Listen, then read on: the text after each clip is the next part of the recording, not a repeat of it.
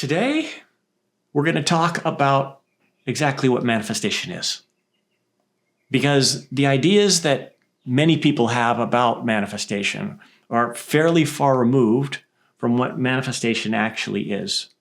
And that gap in between the two can cause you, a whole heap of trouble. So let's start with the conventional idea of what manifestation is. And I think most people would tell you that it's a technique or maybe a series of techniques that you can use to, trick the universe into giving you what you want. And yeah, there may be a little bit of truth in that, but it's not quite on the mark. And that's because manifestation isn't one way that some things can come into existence. It's the natural process through which all things come into existence. It's a natural process that's always working, whether we care to acknowledge it or not. And more importantly, it involves we might think of it as a kind of a partnership between our mind, what in some circles they would call imagination, and the divine mind, what some people would call the creator. And the key here is to understand not just how the process works, but what our role in the process is.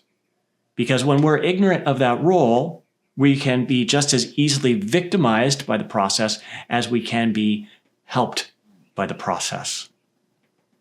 So I got the trusty old iPad here today, and I thought I'd draw something of a diagram so that we can make sense of all of this in a way that we can, put to work in our lives. So looking at the screen here, I want you to think of this as, reality itself. And we can divide reality into two pieces. Up here at the top, we have what we might think of as mind. And then down below, we might have what we might think of as 3D reality, where we ourselves are in this very moment. Now, in the realm of mind, we can make a further division between my mind, just as easily your mind, and the divine mind. And each one of these three, aspects of reality plays a different role in the process of creation.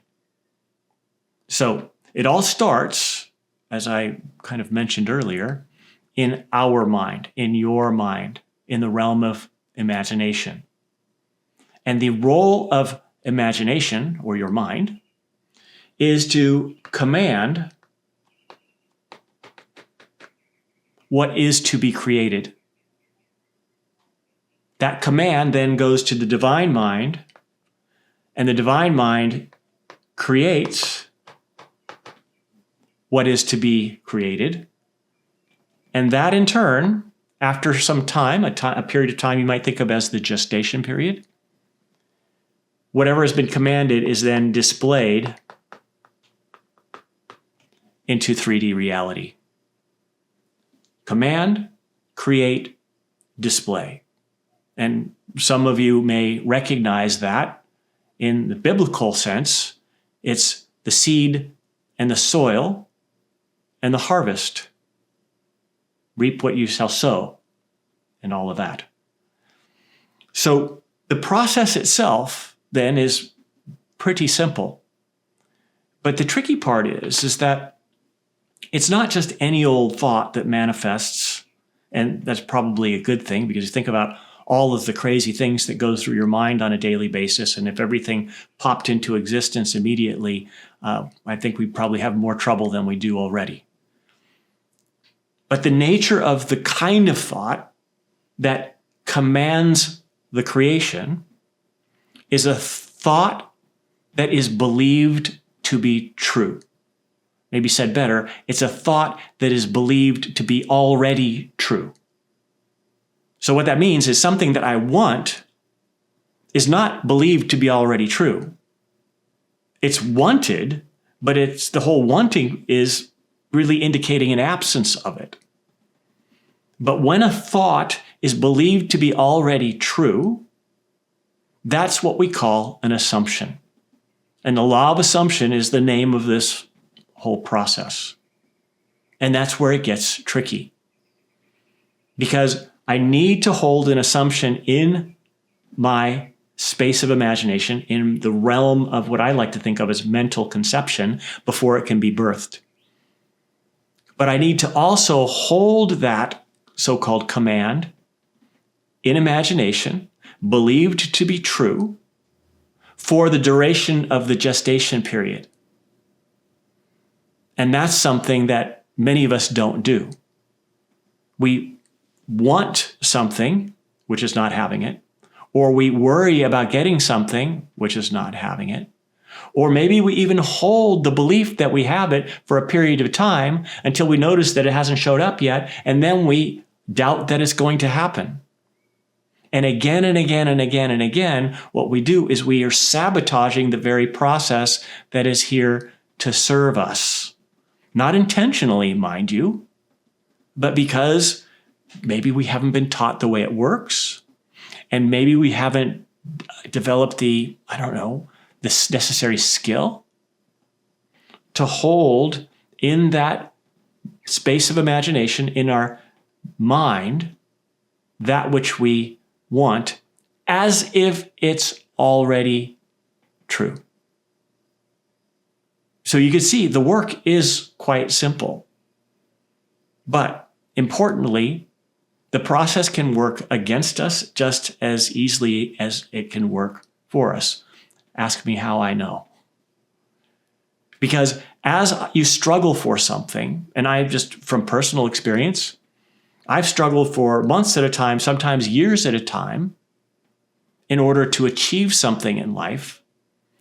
But rather than holding in my mind the notion that I already have it and believing it to be true, I tend to focus on the obstacles between me and that, why I don't have it. I explain the reason that it's not yet here. I try to figure out what are all the problems and what do I need to do in order to have it. And you can see how all of those kinds of thoughts, the planning and the worrying and the scheming, those are all expressions of not having the thing.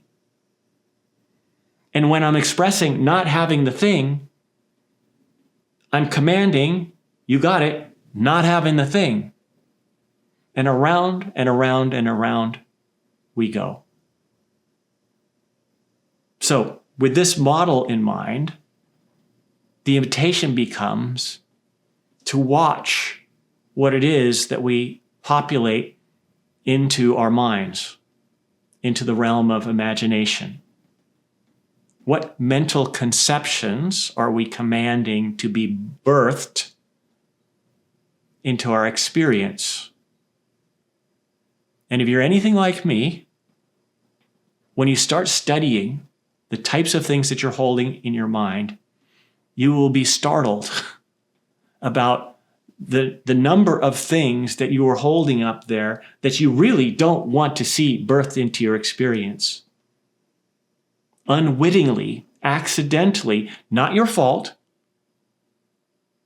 but you are commanding many of the things that you don't want.